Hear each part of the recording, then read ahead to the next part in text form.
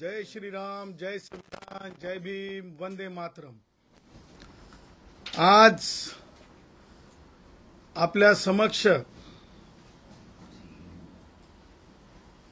एका व्यक्तीला सामोरं करून ज्या प्रकारे गणेश भक्तांची हेळसांड, ज्या प्रकारे मुंबईमध्ये डिस्टर्बन्स, ज्या प्रकारे छोटे व्यावसायिक यांना नाहक त्रास, ज्या प्रकारे बेकायदेशीर रस्ता रोको, हे सगळं केलं चाललंय ते म्हणजे जरंगेच्या ह्या सगळ्या आंदोलनाच्या नावाखाली मला आपणाला सांगायचं आहे की जरंगेचं हे आंदोलन हे नुसतं आंदोलन नसून अर्वाच्य अश्लीलपणाचा कहर केला जाणारं पवित्र अशा आझाद मैदानाचं लालछन लागणारं हे आंदोलन बनलं आहे। अत्यंत हीन आणि नीच पद्धतीनं हा माणूस व्यक्त होत आहे। याच्या जिभेला लगाम नाही। आमच्या गुराखी साहित्याच्या भाषेत म्हणायचं म्हणजे याचं टाळकं फिरलंय की काय, की याला जे भरायलेत हे भरणारे येऊन काय काय भरत आहेत आणि हा व्यक्त होत आहे का, असा देखील प्रश्न आहे। परंतु मला या निमित्तानं जे कोणी त्याचे मसिया, गॉडफादर, सिंपथायझर आहेत त्यापैकी उद्धव, मला विचारायचंय आणि सांगायचंय की गणेश भक्त तुम्हाला माफ करणार नाहीत। गणेश भक्त तुम्हाला माफ करणार नाहीत। लालबागच्या राजाला येणारे भक्त तुम्हाला माफ करणार नाहीत।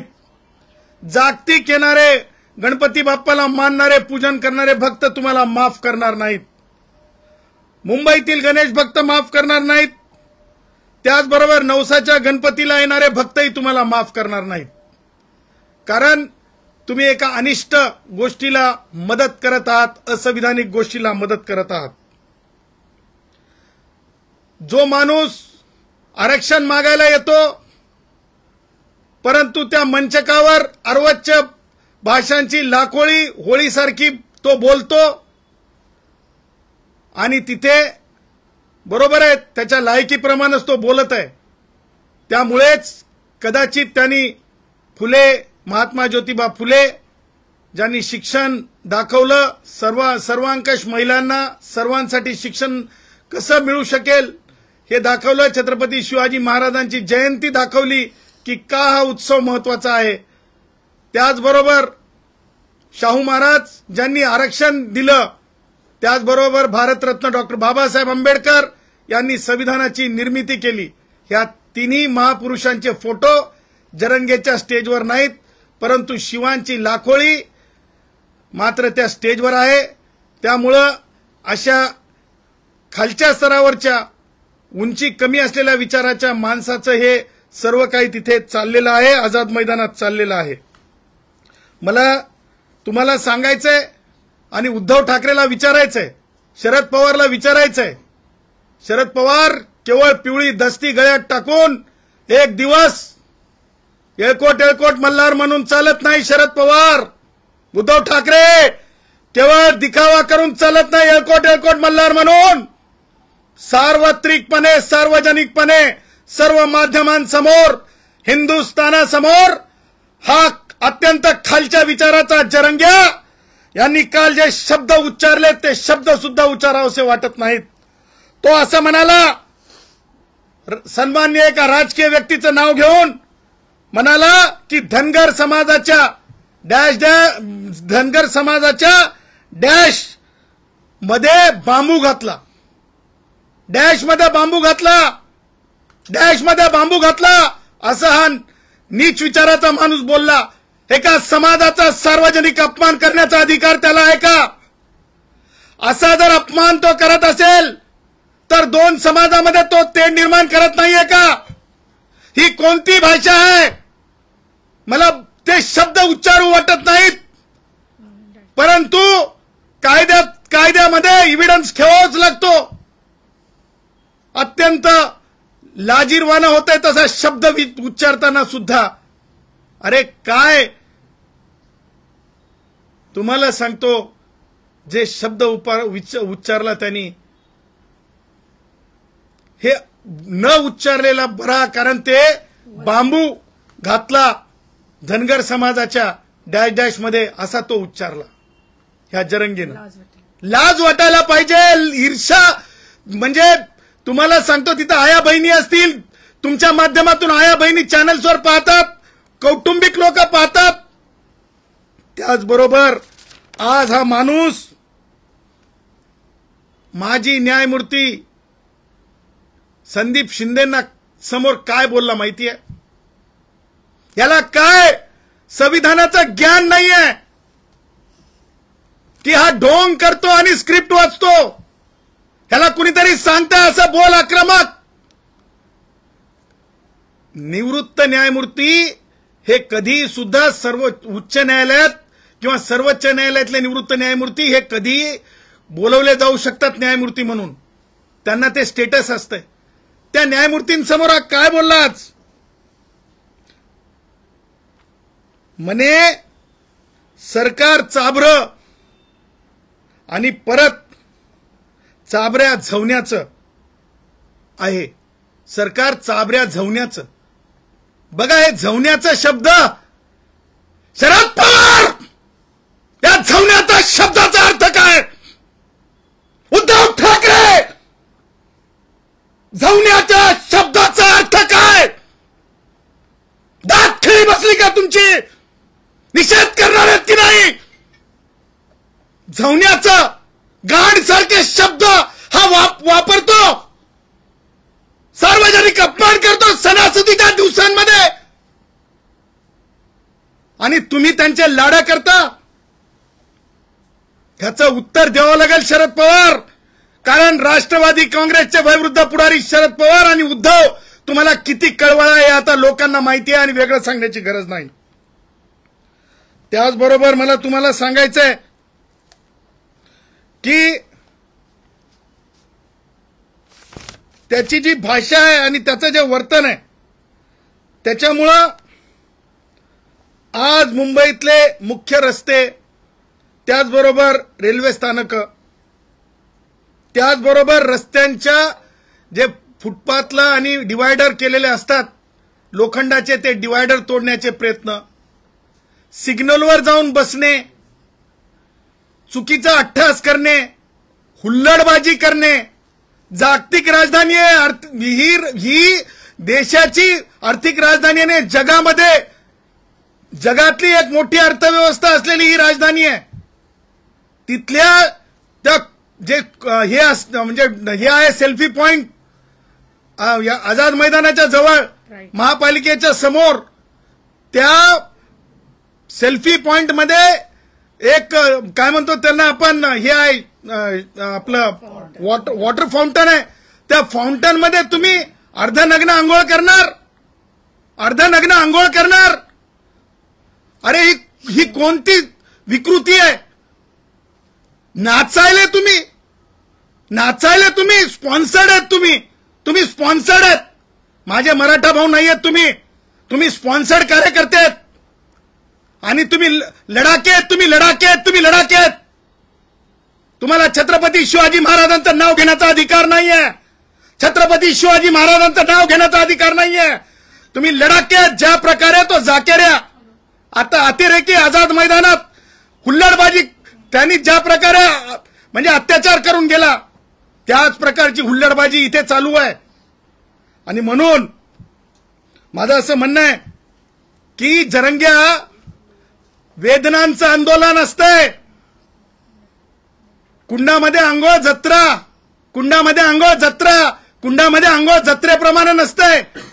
आणि म्हणून मला म्हणायचंय की सन्माननीय एकनाथरावजी शिंदे साहेब, राज ठाकरे म्हणतायत की शिंदे साहेबांना विचारा, आपण आपल्या कार्यकाळात त्याचे लाड केले होते, गोंजारलं होतं. त्या जरंगेला आता सांगा की गावाकडे जाय म्हणून. हे तुम्हाला सांगतो, जरंग्याची कोणतीच मागणी महाराष्ट्रातलं सरकार तर काय, देशातल्या कोणत्याही राजकीय पक्षाचं सरकार इतर राज्यातलं सुद्धा जरंग्याच्या मागणी मान्य करू शकत नाही. जरंगेची मागणी कुणीच मान्य करू शकत नाही. आणि त्यामुळं त्याला वापस पाठवणं, खेळ संपला म्हणून सांगणं, त्याचा शो संपला म्हणून असल्यासारखं बोलतंय, तो भावलं असल्यासारखं बोलतंय, तो भावलं असल्यासारखं बोलतंय. मला सांगा, ते काय विरोधी पक्षाचे नेते म्हणून समोर आले, ते काय नाव त्यांचं, आपलं दानवे, अंबादास दानवे, आगडोम होणार म्हणे. हा म्हणतो गोळ्या घाला, अंबादास म्हणतात आगडोम होणार. अंबादास, आपण विरोधी पक्ष नेते म्हणजे आपल्याला काही मर्यादा तर जाणून ठेवल्या पाहिजेत. आपण कुठं काय व्यक्त करतो. आपण एका सन्माननीय पदावर होतात, आपण एका जातीचे म्हणून सांगताय. किती जातीवादी झालात. एवढा जातीवाद चालतो का? मागासले पण लागतंय आरक्षण मिळवण्यासाठी, जातीवादी होऊन चालत नसतंय. म्हणे मी मराठा म्हणून आलो, म्हणे मी मराठा म्हणून आलो. तुम्ही हे म्हणाला असतात की मी एक जिम्मेदार पदाधिकारी आहे, मी चर्चेला आलो, मी विषय समजून घ्यायला आलो. म्हणजे तुम्ही मराठा म्हणून बोलत राहा. तुमचं ओबीसीशी काही संबंध नाही, तुमचा ब्राह्मणांशी काही संबंध नाही, तुमचा मागासवर्गीयांशी काही संबंध नाही. मला एक समजत नाही, आजच्या तारखेला सर्वपक्षीय मराठा पुढारी मिळून हे काय गेमिंग करत आहेत का? की महाराष्ट्रामध्ये बिगर मराठा मुख्यमंत्री असला की चुळबुळ चुळबुळ चुळबुळ चुळबुळ चुळबुळ आहे का? ही राजकीय चुळबुळ आहे का? ही असा देखील मला प्रश्न पडतो. आणि म्हणून मला हे सांगायचं आहे, जरंगेची भाषा ही गावगाड्याची नसून जरंगेची भाषा ही नीचपणाची आणि माजोरीपणाची आहे. जरंगेची भाषा ही गावगाड्याची नसून जरंगेची भाषा ही नीचपणाची आहे. त्याचबरोबर संजय राऊत आणि शरद पवार, संजय राउत, देख भाई लगता था यार, लोग बोलते थे पत्रकार है, मुझे तो अभी सवाल पड़ा है कि चित्रकार है कि तू पत्रकार है. अरे कहते हैं तू संसद में जाता भी है, लेकिन तू तो बोलने लगा है अभी कि संविधान बदल दो. अरे संविधान बदल दो, अरे संविधान बदल दो. मैं ये नहीं कहूंगा सटकलिका, मैं ये कहूंगा कि जो संविधान बदलने की भाषा करते हैं वो देश के मूल तंत्र को नहीं समझते हैं, जो बेसिक स्ट्रक्चर को नहीं समझते हैं. तुम नादान नहीं हो, तुम राजनीति के अंदर वोट बटोरने का गंदा खेल खेल रहे हो. आणि त्यांच्याच भाषेवर रेग ओढून शरद पवार व्यक्त होतात. म्हणे संविधानामध्ये काय बदल करा की काय संशोधन करा असं शरद पवार बोलतात. शरद पवारांना माहिती असलं पाहिजे की संविधानिक मर्यादा काय आहेत. भारतरत्न डॉक्टर बाबासाहेब आंबेडकरांचे जागा खुल्या किती राहाव्यात या बाबतीतलं त्यांचं मत काय. खुल्या जातीचं सुद्धा बाबासाहेब आंबेडकर हे रखवाले आहेत. आज जो संजय राऊत आणि शरद पवार भाषा बोलतो, मला आता प्रश्न पडला, ह्याच त्या औलादी होत्या का? अॅट्रॉसिटीचा कायदा रद्द करा म्हणून लोकांना पुढे करत होत्या, कारण संविधानातूनच अॅट्रॉसिटीचा कायदा निर्माण झाला होता आणि संविधानातूनच आरक्षणाचा कायदा निर्माण झालेला आहे. आणि आता यांचे दात खरे दिसायला लागलेत, आता यांचे खरे दात दिसायला लागलेले आहेत. आणि हेच त्या औलादी होत्या वाटतंय जे पडद्याआड सामाजिक अत्याचाराची संबंधितला कायदा ह्या देशातच असू नये, राज्यातच असू नये, ह्याच्याकरिता पडद्यामागून खेळ खेळत होत्या काय. त्याच्यामुळं शरद पवारांना संजय राऊतनं जे म्हणलंय संविधान बदला, याच्यावर काय उत्तर आहे हे विचारलं पाहिजे. मला हे म्हणायचं, उद्धव ठाकरेकडे जे काय उरले सुरले कार्यकर्ते आहेत, त्याच्यामध्ये धनगर असतील भाऊ, हटकर भाऊ असतील, त्याच्यामध्ये वेगवेगळे आमचे म्हणजे जे समाज आहेत, म्हणजे सुतार असतील, लोहार असतील, वडार भाऊ असतील, त्या सगळ्यांनी त्यांना विचारलं पाहिजे, त्यांना बोलता केलं पाहिजे. कारण हे गुमरांगीन नाही, हे फसवा फसवी आहे. मराठा भावांची फसवा फसवी आहे. यांना माहिती आरक्षण देता येत नाही, यांना माहिती आरक्षण देता येत नाही, पण मराठा भावांची फसवा फसवी आहे. त्याचबरोबर ओबीसी भावांची सुद्धा फसवा फसवी आहे. हे फसवा फसवीचा खेळ खेळत आहेत, हे फसवा फसवीचा खेळ खेळत आहेत. आणि म्हणून मला तुम्हाला पुढे जाऊन हे सांगायचं आहे की एसटीतील कष्टकरी जेवढे आमच्या आझाद मैदानात होते त्याच्यापेक्षाही कमी लोक आता शिल्लक राहिलेत. त्याच्यामुळे मला असं वाटतंय की जरंगेच्या माजोरीपणाच्या भाषेला कायद्यासमोर जरंगेला मोठं समजू नये. जरंगेला जर आज 6 वाजेपर्यंत जरंगे ऐकला नाही, चुकीची प्रथा पडेल. रूल्स कॉन्टम्प्लेट झाल्याच्या नंतर, रूल्स अंमलात आल्याच्या नंतर आंदोलनांच्या बाबतीतले पहिल्याच आंदोलनात जर रूल तुटणार असतील तर ही शृंखला पुढे चालेल. कायद्याचं राज्य आहे. मुख्यमंत्री उपमुख्यमंत्री काय म्हणतात यापेक्षा कायदा काय म्हणतो या आधारे वरिष्ठ पोलीस निरीक्षक आझाद मैदाननी 6 वाजल्याच्या नंतर आता लाडवे जरंगेचे बंद करा, गोंजारनं जरंगेला बंद करा, उचला आणि जरंगेला अटक करून माननीय magistrate first class Azad Maidan यांच्या समोर उभा करा. कारण कायद्याची पायमल्ली ही महाराष्ट्राला परवडणारी नाही, कायद्याची पायमल्ली महाराष्ट्राला परवडणारी नाही. आपण बघितलं असेल, जाणून बुजून काही लोक रस्ता रोको करून पोलिसांची उज्जत घालत आहेत. त्यांना माहिती आहे की आता लोकांनी पाठ फिरवलेली आहे. लढाके असतात की नाही, लढाके जसे त्या जाकीर नाईकचे असतात त्या टाईपचे काही माझे मराठा भाऊ कार्यकर्ते नाही आहेत. ते हे पॉलिटिकल लढाके आहेत. हे पॉलिटिकल लढाके पोलिसांची उज्जत घालतात, गाड्यावर बसतात आणि पोलिसांमध्ये आक्रमकता आणावी, पोलिसांना एक ऍक्शन मोडमध्ये यावं आणि त्याच्यातून काहीतरी अॅग्रेशन व्हावं. मुंबईतल्या सामान्य माणसाला त्रास होऊ नये म्हणून प्रतिबंधात्मक कारवाई करत असताना काहीतरी अघटित घडवावं, महाराष्ट्र पेटवावा आणि नंतर जरंग्यानं व्हिक्टिम कार्ड खेळावं, नंतर जरंग्याच्या नावाचं व्हिक्टिम कार्ड खेळावं, नंतर जरंग्याच्या नावाचं व्हिक्टिम कार्ड खेळावं. असं हे सगळं जे आहे हे एकूण शोषण करण्यासाठीचं आरक्षण मागणं आहे. कारण जो स्पेस निर्माण केलेला आहे भारतरत्न डॉक्टर बाबासाहेब आंबेडकरांनी, ज्या ज्या कष्टकरी समाज आहेत त्या समाजाला, मग ते राजकारणात असेल, शिक्षणात असेल, नोकऱ्यांमध्ये असेल, तो स्पेसच संपवून टाकायचा, तो स्पेस संपवायचा. ओबीसी उद्याच्या स्थानिक स्वराज्य संस्थेच्या निवडणुकीत शिल्लकच राहिला नाही पाहिजे. कुडमुड्या जोशी ब्राह्मण जो भटकंती करतो तो सुद्धा शिल्लकच राहिला नाही पाहिजे. त्याचबरोबर जे काही छोटे मोठे म्हणजे मायक्रो ओबीसी आहेत, सुतार भाऊ असतील, हे छोटे छोटे, मग आमचे म्हणजे गोसावी भाऊ असतील, ते कोणत्याच ग्राम न्यायालयामध्ये, ग्रामपंचायतीमध्ये दिसूच नये.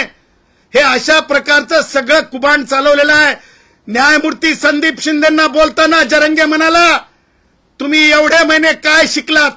अरे जरंगे, माननीय उच्च न्यायालयाचे न्यायमूर्ती होताना काय काय स्वतःची ऑनेस्टी आणि काय कशा प्रकारचं स्वतःचं चारित्र्य ठेवावं लागतंय त्या माननीय न्यायमूर्तींसमोर अर्वच्च भाषा बोलत होता. आणि ते न्यायमूर्ती मात्र मला हताश झालेले दिसले. ते मान हलवत होते.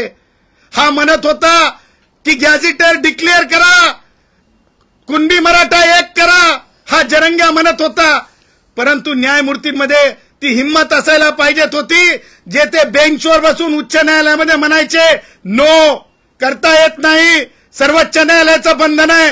परंतु तसं न्यायमूर्ती बोलताना दिसत नव्हते. याच्यातून लक्षात येतंय की कशा प्रकारचं जाती अंध राजकारण जरंगेनं चालवलंय. त्या पुढे जाऊन जरंगेची दुखती रग सांगतो मी तुम्हाला. गुन्हेगारीच्या केसेस मागे घ्या म्हणायलाय जरंगे. ह्या त्या केसेस आहेत. माननीय सुप्रीम कोर्टानं अशा केसेस मागे घेण्यावर बंधन घातलेलं आहे.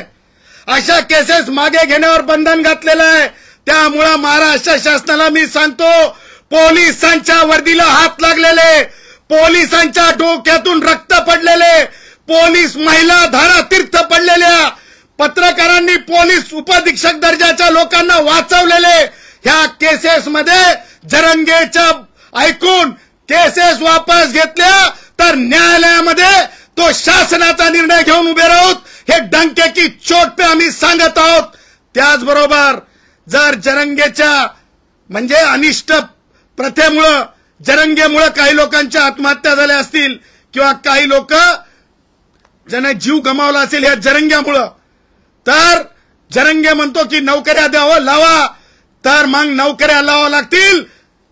विद्यापीठांच्या नामांतरापासून डॉक्टर बाबासाहेब आंबेडकर मराठवाडा विद्यापीठाच्या नामांतरापासून खैरलांजीपासून जे जे शहीद झाले सगळ्याच आंदोलनाच्या लोकांना नोकऱ्या द्याव्या लागतील. आणि त्यामुळं जरंगेसाठी विशेष कायदा असू शकत नाही. सरकार भारतीय संविधानाच्या आर्टिकल 14च्या विरुद्ध जाऊन वागू शकत नाही. सरकार पांगळं होऊ शकत नाही आणि विरोधक सुद्धा तशा प्रकारची मागणी लावून धरा म्हणू शकत नाहीत. हा सगळा जे आहे चुकीच्या पायंडा पाडत चाललेला माणूस आहे. तेव्हा ह्या मागण्या आरक्षणाच्या संबंधातली असतील ते मान्य होऊ शकत नाहीत. आंदोलन सुद्धा आटपतं घ्यावं आणि याला याच्या गावाकडे धाडावं, कायदेशीर धाडावं, अशी देखील मी आपल्या माध्यमातून मागणी करतो. त्याचबरोबर मला आपणाला सांगायचं आहे, कोर्ट कशासाठी म्हणतो, कोर्ट कशासाठी म्हणतो म्हणजे गंभीर अपराधांच्या बाबतीमध्ये यांनी कोर्टाला सुद्धा टेकन टू बी ग्रँटेड घेतलंय. शिंदे साहेबांच्या समोर, माजी न्यायमूर्ती शिंदे साहेबांसमोर कोर्ट कशासाठी म्हणतो 2 मिनिटात करून टाका. अरे जरंगे, एकरभर असते की नाही, निंदायला सुद्धा की नाही 2 मिनिटात होत नसते. निंदन म्हणतात, फवारणी सुद्धा होत नसते 2 मिनिटात. आणि भेगी भेगी ढोरं वळल्याच्या नंतर दिवस मावळत नसते. हे जे तुझ्या डोक्यात भरलंय ना, हे राष्ट्रवादी काँग्रेसचे वयवृद्ध पुढारी शरद पवारांचे विचार असतील किंवा उद्धवचे असतील, हे सब नहीं चाले. जल्दी से कानून को एनफोर्स करो, इसका लाड़ बंद करो और इसको इसके गांव को भेजो, इसको इसके गांव को भेजो भाई. बम्बई को खुला करो, गणेश भक्तों के साथ न्याय करो. जो गणेश भक्तों के साथ न्याय नहीं करेगा, उद्धव ठाकरे तुझको याद करेगा बम्बई. उद्धव ठाकरे तुझको याद करेगा बम्बई. उद्धव ठाकरे तुझको याद करेगा बम्बई. आणि म्हणून लवकर कारवाई करावी अशी मी आपल्या माध्यमातून मागणी करतो. शरद पवारांचं मत आहे की 72% जसं तामिळनाडूमध्ये आरक्षण आहे तशा पद्धतीचा जर घटनेत बदल केला तर मराठा समाजाच्या आरक्षणाचा प्रश्न मिटू शकतो. मला सांगा, शरद पवार 10% आरक्षण अगोदरच दिलंय, ते न्यायप्रविष्ट आहे. ते चालू असताना दुसरं आरक्षण म्हणजे कुणबी मराठा म्हणून शरद पवार कायद्याला मानताना पार्लमेंटमध्ये होतात, कृषी खात्याचे केंद्रातले मंत्री होतात. तुम्हाला शिकवायची गरज आहे का आता? संविधानाचे धडे तुम्हाला लागतील का? हा, कारण तुम्हाला माहिती आहे की जयश्री पाटील विरुद्ध मुख्यमंत्री महाराष्ट्र शासन या केसमध्ये माननीय सुप्रीम कोर्टाने संविधान पीठाचा आधार घेत सांगितलंय की कुणबी आणि मराठा डिस्टिंक्टली वेगळे आहेत, 2 एक नाहीत. आणि जरंगे जो घडी घडी म्हणतो ना गॅझेटरांना सरसकट लिहा, हे माझे कुणबी भाऊ जे मराठा नोंदीमध्ये आहेत, जो हैदराबाद गॅझेटरमध्ये आहेत, हे ते कुणबी भाऊ नाही आहेत जे सामाजिक मागास आहेत. कुणबी म्हणजे जो कोणी शेती करेल, मग तो जैनामध्ये आहे, मग तो कुणी असेल, कुणाला सुद्धा त्या नॉमिक्लेचरमध्ये ते नॉमिक्लेचर लागू होत नाही. त्याच्यासाठी खेडुळे कुणबी जे आहेत ते मागास आहेत आणि ते विदर्भात आहेत. त्याच्यानंतर तिरळे कुणबी आहेत ते मागास आहेत. जसं कोकणामध्ये कुणबी आहेत ते मागास आहेत. म्हणजे मी म्हणेल डिक्लेरेशन द्या, म्हणे डिक्लेरेशन द्या, डिक्लेरेशन द्या. अरे खाऊ आहे का? खाऊ आहे का? खाऊ आहे का? मला असं वाटतंय, मला जे समजलंय, देशी बॉईज, देशी बॉईज, देशी बॉईज भाई, देशी बॉईज मैं तुमको बोल रहा हूं बम्बई की भाषा में, भाई अपना तबियत का चिंता करो भाई। वो देसी भाव वो उतर जाती है तो बुखार चढ़ जाती है। बम्बई का पानी में लेप्टोस्पायरोसिस होता है। खुद का ध्यान रखना, क्योंकि जरंगे तो देखा है ना आपने, स्टेज लगा के आराम से बैठा है और बाजू में कूलर भी लगाया है।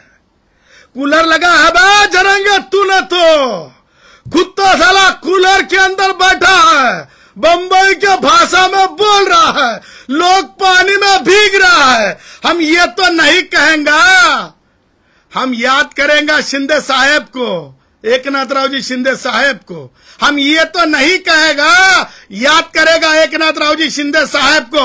हम ये तो नहीं कहेगा खजूर खाता है क्या, खजूर खाता है क्या, मीठा मीठा खाता है क्या, मीठा मीठा खाता है क्या, ये हम ये नहीं कहेगा।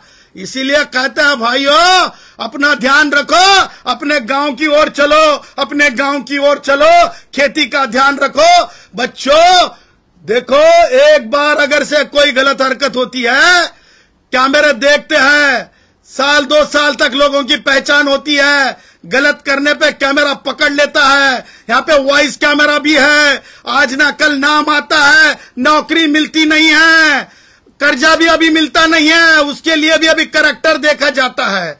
अभी तुमको कोई भी प्राइवेट जॉब भी करना है तो देखा जाता है। इसलिए भैया चलो अपने गांव की ओर निकलो भाई, अपने गांव की ओर निकलो। एक सगळ्यात महत्वाचा प्रश्न, राज ठाकरेंनी असं म्हटलं की एकनाथ शिंदेंनी याचं उत्तर द्यावं, म्हणजे नेमका त्यांचा रोग काय आहे का शिंदे आणि फडणवीसांच्या अंतर्गत तलाचं यात काय याला लागूनच गेल्या वर्षी एकनाथ शिंदे त्या आंदोलन सोडवण्यासाठी किंवा एकंदरीतच त्यांचं गुलाल उधळण्यासाठी नवी मुंबईला वासीला गेले. त्याच्यावरती विचारलं राज ठाकरेंना, तर ते म्हणतात की या सर्व गोष्टींची उत्तर केवळ एकनाथ शिंदे देऊ शकतात. मला असं वाटतंय की ते गुलाल, ते म्हणजे मला म्हणायचं नाही, आंदोलनं असतात परंतु हे आंदोलन नाही, हे अश्लीलपणाचा कहर आहे. आणि तो गुलाल जो असतो ना, तो अश्लील वर्तनामध्ये उधळला जाणं किंवा आरडाओरड करणं किंवा नाचणं, अशा प्रकारचे आंदोलन आम्ही पाहिले नाहीत. आणि शिंदे साहेब ज्यावेळेस तिथं गेले, मला असं वाटतंय की शिंदे साहेबांनी गुलाल उधळायला लावला होता, यांनीच आपल्या गुलालाची तयारी ठेवलेली होती, म्हणजे ते स्क्रिप्टेड होतं. आणि राहिला प्रश्न, बरोबर आहे, शिंदे साहेबांनी जरंगेचा लाड केला, शिंदे साहेबांनी जरंगेचा लाड केला, हे वेगळं सांगण्याची गरज नाही.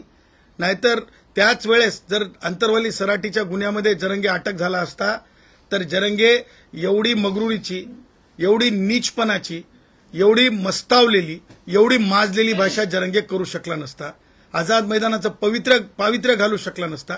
आणि म्हणून मला असं म्हणायचं, त्या पुढे जाऊन पत्रकारांनी प्रश्न विचारलाच म्हणून मला असं दिसतंय की एक लॉबिंग, मग सर्वच पक्षातली लॉबिंग मराठा लिडरशिपची, जी स्वतःला मुख्यमंत्री किंवा स्वतःला अवतीभवती पाहते. म्हणजे मला दुःख या गोष्टीचं सुद्धा आहे की मी शिंदे साहेबांना त्या बाबतीमध्ये मी उदय सामंतांना मेसेज पाठवलाय, तो मेसेज आहे, मी वाचून दाखवू शकतो. आणि मी त्याच्यात मी माझं मत व्यक्त केलंय, मी वेदना व्यक्त केली की कसं आहे माहितीये ना, की म्हणजे तुम्ही ज्या प्रकारे म्हणत आहात शिंदे साहेब, तुम्ही असं म्हणा जरंगेला की तू हे बंद कर, हे कुणबी मराठा एक नाही, सुप्रीम कोर्ट सांगतंय, तुला हे आंदोलन करता येणार नाही, तू गावाकडे जा, हे तुम्ही म्हणा, कारण तो तुमच्या नावाचा गजर करत राहतो. तुम्ही असं म्हणताय की तारीख योग्य नाही, तारीख योग्य नाही, याचा अर्थ लोकांमध्ये एक संभ्रम तयार होतो. त्याचबरोबर विखे पाटील म्हणतायत की आणखीन चर्चेच्या बाबतीत म्हणजे काय, म्हणजे काय, म्हणजे काय सांगायचं. मला हे नाही म्हणायचं की कोण मंत्री कोणत्या पक्षाचे आहेत, तो महत्वाचा भाग नाही आहे. संविधानासोबत आहोत की नाही आपण संविधानातल्या जे हे आहे रिझर्वेशन ऍक्ट आहे त्या ऍक्ट सोबत आहोत की नाही. म्हणून सुप्रीम कोर्ट आणि भारतरत्न डॉक्टर बाबासाहेब आंबेडकर म्हणतात, विखे पाटील, सन्माननीय उपमुख्यमंत्री एकनाथरावजी शिंदे साहेब, रावसाहेब दानवे, भारतरत्न डॉक्टर बाबासाहेब आंबेडकर म्हणतात, आरक्षणाची मर्यादा जर वाढली, शरद पवार वयोवृद्ध पुढारी तुम्ही तुमच्या डोक्यात घालून घ्या, वयोवृद्ध पुढारी शरद पवार तुम्ही तुमच्या डोक्यात घालून घ्या, 50% जेव्हा मर्यादा ओलांडते तेव्हा रिव्हर्स डिस्क्रिमिनेशन सुरू होत आहे. म्हणून भारतरत्न डॉक्टर बाबासाहेब आंबेडकर खुल्या वर्गातल्या ब्राह्मणांचे सुद्धा नेता आहेत, खुल्या वर्गातल्या जैनांचे सुद्धा नेते आहेत, त्याचबरोबर ते आदिवासी, भटके, विमुक्त, मागासवर्गीयांचे सुद्धा नेते आहेत. ह्याच्यासाठी तेवढं तोलमोलचं राहावं लागतंय. शरद पवार, आपण आरक्षण वाढवा म्हणजे तुम्हाला इतर हिंदुस्थानी नाही येत असं म्हणायचंय का? खुल्या वर्गामध्ये सगळेच येतात, मागासवर्गीय येतात, ब्राह्मण येतात, कोमटी येतात, वैश्य येतात. त्यांचा तुम्हाला कळवळा नाही का शरद पवार? ह्या वयामध्ये सुद्धा तुम्ही एवढं गलिच्छ राजकारण का करता? आणि सरते शेवटी मी गुणरत्न आणि माझी सुप्रियाताई संसद रत्न. मी गुणरत्न, सुप्रियाताईचा भाऊ. सुप्रियाताई तुम्ही माझी मोठी बहीण आहात. सुप्रियाताई, तो जरंगे आहे ना, अत्यंत अश्लील भाषा करत आहे. सुप्रियाताई, मला तुम्हाला अत्यंत ही गोष्ट आहे ना या सणासुदीच्या दिवसात सांगायची आहे. सुप्रियाताई, तो जरंगे आहे ना, कशी घाणेरडी भाषा, मला तर बोलावं सुद्धा वाटत नाही. खालची भाषा, कमरेखालची भाषा म्हणे, मध्ये घाला धनगर समाजाच्या. सुप्रियाताई, मी वाट बघत आहे, तुम्ही कधी निषेध करणार आहात.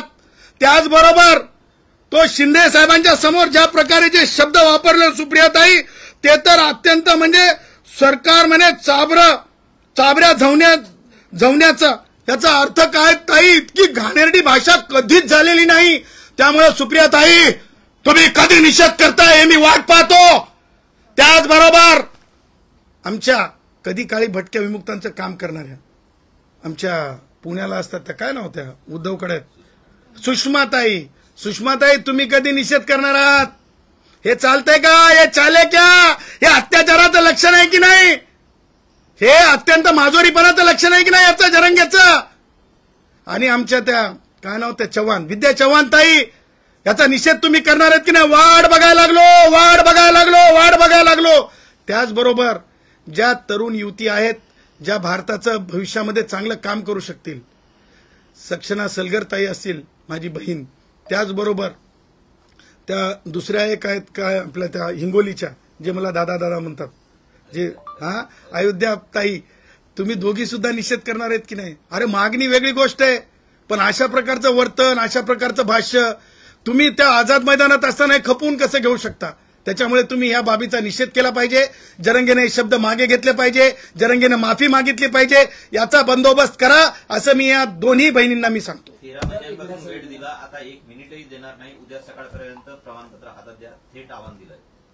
कायद्याचं राज्य आहे. आजोबाला प्रमाणपत्र मिळालं तर नातवाला सुद्धा सिद्ध करावं लागतंय. माधुरी पाटील विरुद्ध कास्ट स्क्रुटिनी कमिटी, सुप्रीम कोर्टाने दिलेली जजमेंट आहे. जरंगेला काय करणार आहे कायदा? शरद पवारांनी तरी समजून घेऊन जरंगेला जाऊन सांगावं. त्याच्यामुळे ऐसा कुछ नहीं होने वाला. ये क्या समझा है भैया? दूध वाले भैया का दुकान है क्या? गया भैया, ए भैया आधा लीटर दे दे, 1 लीटर दे दे, पाव लीटर दे दे. ये नहीं चले. इसे संविधान कहते हैं. संविधान के सामने ऐसा कोई नौटंकी नहीं चलता और सरकार इस तरह से कोई भी बांटने का सडवीट काम नहीं कर सकता. उसके लिए एफिनिटी, उसके लिए एफिनिटी के साथ साथ जो है कई सारे प्रक्रियाओं में से जाना पड़ता. त्याच्यामुळे ते प्रमाणपत्र मिळणार नाही. तशा प्रकारे प्रमाणपत्र देता येणार नाही. हे आम्ही डंकेची चोट पे सांगतो. जरंगेच्या मागण्या मान्य होऊ शकत नाहीत. जरंगेच्या ह्या मागण्यांवर शासन निर्णय होऊ शकत नाही. जरंगे परत एकदा खोटा गुलाल टाकेल. गुन्हे मागे घ्यायच्या तोंडाला पाणी लावलेले, त्याच पाणी लावलेले लोक त्यांनी इथं आणलेले आहेत, लढाके आणलेले आहेत जाकीर नाईक सारखे. त्याच्यामुळं मराठा भावांनो, याच्या भूलथापांना बळी पडू नका. हात जोडून तुम्हाला कळकळीची विनंती आहे.